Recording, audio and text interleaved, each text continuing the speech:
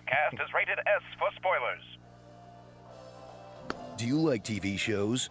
How about a TV show about some TV shows? About some TV shows that is a TV show, watched by the characters inside a TV show. WandaVision, the TV show. It's all of that. You said, huh, when they bonded over their vaguely defined superpowers. I'm still me, I think. You know, I don't know what this is. You said, oh, okay, when they dated for 2 years off camera. Wanda, for 2 years, we've stolen these moments. And you thought, well, I guess that's over when this happened.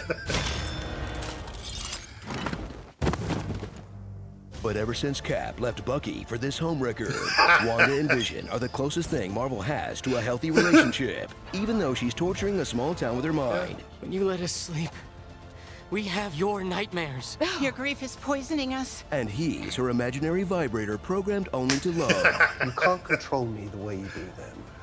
Can't I? Watch this power couple vibrations. cosplay through some of history's most delightful sitcoms, from Modern Family It's probably just a case of the Mondays. to Malcolm in the Middle Mom's been weird since Uncle Pietro got here. to the shows boomers love because they literally had no other options. Take out the papers and the trash, or you won't get no spending cash. But every once in a while, this supercomputer manages to calculate something about all this might not be on the up and up. I have questions. What is it?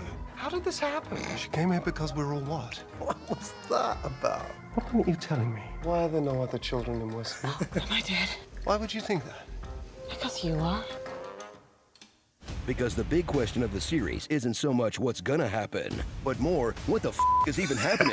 I don't know, and I don't know. In a story that's really about Wanda's grief and finding acceptance. The acceptance that no matter how original a Marvel thing starts off, it still has to end with a skyline and 2 CGI dolls throwing particle effects at each other.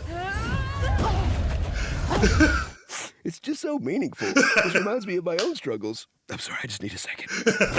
But there's more to the show than an expanding red bubble of sadness that makes America great again. Step outside the hex to meet characters like Darcy, the latest phase of Marvel's image rehab campaign for Thor: The Dark World. Jimmy Woo, the only cop who's also into close-up magic that anyone could ever love, and Monica Rambeau, who grows from a knowing commentary on TV's Black Best Friend trope into an actual example of TV's Black Best Friend trope. They'll never know what you sacrificed for them. And finally, into a superhero who could one day become Marvel's first Black Best Friend trope. In space! Together, they'll take on some brand new villains, like this generic military jerk-ass, Dottie, who... Actually, Dottie doesn't really matter. And the head witch in charge, Agatha Harkness, a well-brewed concoction of 1 part Maleficent and 2 parts Cruella de Vil. And I killed Sparky, too. Let your love for Katherine Hahn blind you to the fact that her plan doesn't make a ton of sense, and her past implies that the Salem witch trials were kinda onto something. And despite what her absolute bop of a theme song claims, It's been Agatha all along. she barely knows what's going on either. I need you to tell me how you did this. I couldn't make heads or tails of it. It's been Wanda's repressed trauma all along, but Agatha kinda nudged her in that direction. Doesn't exactly top the charts, though. Are you a hardcore Marvel fan? Then you know WandaVision wasn't meant to be enjoyed, but dissected frame by frame to predict what's coming next. As this show spawned a QAnon-style army of forecasters who were so sure that Mephisto was behind it all. The devil's in the details, Bev. That's not the only place he is. Nope, just a deep-cut Easter egg. Evan Peters' casting was proof of the multiverse. Wrong, just an elaborate boner joke. And that the last episode had to have a Luke Skywalker-level cameo. I work with this actor that I have always wanted to work with. Oh! And we have fireworks together. How about Paul Bettany giving himself head instead? Why can't you just accept the fact that the big bad for the MCU's first Disney Plus series was grief? Does Feige have to spell it out on an announcement board or something?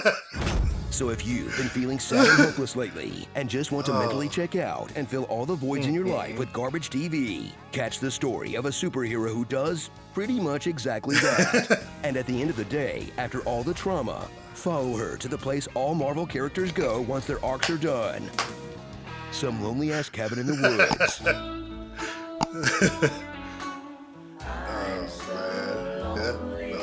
Incredible Hulk. Yep.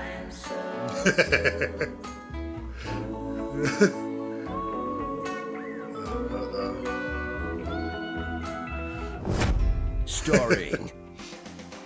I'm a witch, I'm a mother, an Avenger had a brother. Wanda's no scrunch. I'll see you at curtain call. That was radical. Get the skin thing. Cuddles and kisses between his little ears. Weekend at Betney's. What white nonsense is this? Agatha Crispy. A Spectrum representative will arrive anytime between the hours of 1 and 9 p.m. Boner. Save the cat. Woo's Clues. Wrecking Ralph. The only way Ralph would remember our anniversary is if there was a beer named June 2nd. What Ralph could really use is how to goose your wife so you don't lose your wife. Ralph looks better in the dark, so I'm not complaining. Not that Ralph ever wants to eat anything other than baked beans, which explains a lot about his personal appeal, mind you. You sure you don't want an audience volunteer named My Husband Ralph? Oh. Hey, where'd you blow me? Wanda's twin powers, activate. Going through hex. And what is this show, if not joy disappearing? He's far away from here, and that makes me sad sometimes. He was killed by Ultron. Maria died 3 years ago. Before what? I can't remember my life before Westview. I don't know who I am. You probably suppressed a lot of the trauma. You're so crippled by your own self-doubt. All you people who left still have the luxury of optimism. You have no idea what it was like. All is lost. I only remember feeling completely alone. Endless nothingness. So much trauma. It can't all be sorrow, can it? Parents dead, brother dead, Vision dead. I have a daughter. If you could just let her out of her room. If I could Just just putting it all together. I can't feel you. Thanks for choosing me to be your mom. You are my sadness. Hex in the city. If Wanda ever needs backup, she should just call her neighbor Murtaugh from Lethal Weapon. I'm too old for this. So there we go. We got the honest trailer for WandaVision. I was gonna still put these together as a versus with the pitch meeting, but the pitch meeting is just it would kind of blow this out of the water. This has some really funny parts. Like, I think my favorite part was Paul Bettany giving himself head with the line is hilarious. But yeah, that was probably one of the funniest parts. But this was still pretty good, but not at pitch meeting level. Pitch meeting, Ryan George just with the pitch meeting just kills it with this show, but still very funny. I like all the different things that they hit. They hit the boner part, which was still in both. They talk about how, you know, everything was being dissected and we were trying to figure out what was what and see what's coming next. And it was just, you know, about her grief. And we talk about that. We go over all that. I'm not going to rehash my thoughts on the show, but the honest trailer was very funny. Pitch meeting is just on a whole other level compared to this honest trailer. It's still very funny. Not taking anything away from it, but that's why I did it by itself. So hopefully you guys still enjoyed it. Like this video as always, and share it with somebody if you think they would enjoy the content. If you want to continue to keep laughing and smiling, check out some of our most popular videos on the channel. You can also check out our most recent reaction right over here. If you've seen all that, then as always, I'll see you guys in the comments for this one.